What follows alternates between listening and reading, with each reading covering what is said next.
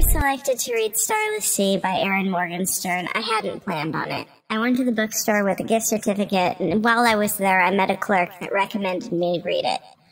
She said it was like reading a story within stories, and if I liked Harry Potter, I would probably like this one. And especially if I liked Neil Gaiman, I would like it. And you know what? She was right.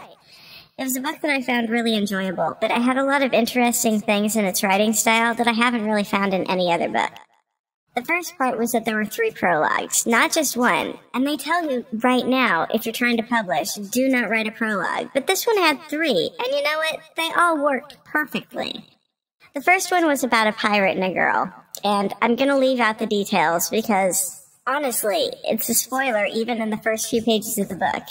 The second story is about an acolyte that has her tongue ripped out, and she's going to be working in a place that's very secretive, and obviously that's why she has her tongue ripped out.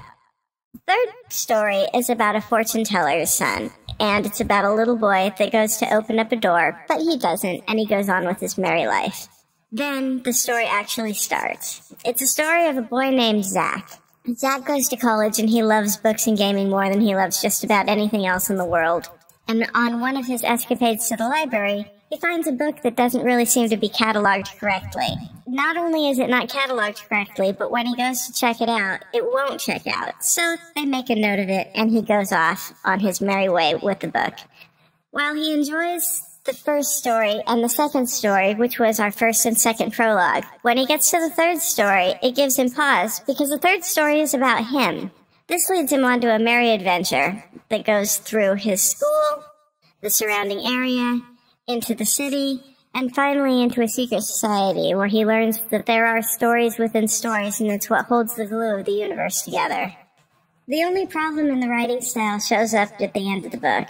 As things begin to happen faster as we reach the climax, the story becomes harder to follow.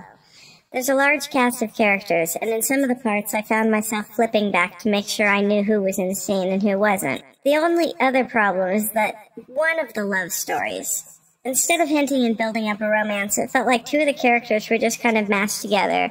And honestly, they are the 2 characters in the book that deserved better. I would definitely recommend this book, even though it had its own problems. It had an awful lot to give to the reader. I would even suggest reading it a second time to make sure you got everything that you didn't read the first time. It's a beautiful cacophony of modern literature, and I would honestly recommend anybody that's a fan of Neil Gaiman and Harry Potter to pick it up.